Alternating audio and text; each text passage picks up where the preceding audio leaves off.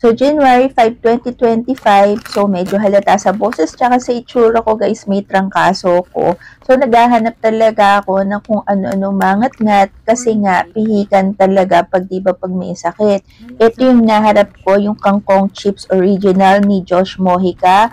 So, masarap siya. So, hindi siya ganun katigas. So, okay lang yung lutong niya. And ang napansin ko, lasa siyang cereal. So, para siyang French fries cross ng cereal. So, talagang na-enjoy ko yung pika-pika ko kahit masama yung pakiramdam ko. And by the way, itong kangkong chips, #1 brand ito ni Josh Mojica. So, meron din sila, syempre, itatry ko yung kanilang original flavor. So far, nalaman ko rin na per serving pala, 4 serving per pouch at isang serving is 30 grams. So, 4 servings to 180 calories per serving. This is an export product of the Philippines, guys. So, I hope you try it out dahil masarap siya talaga.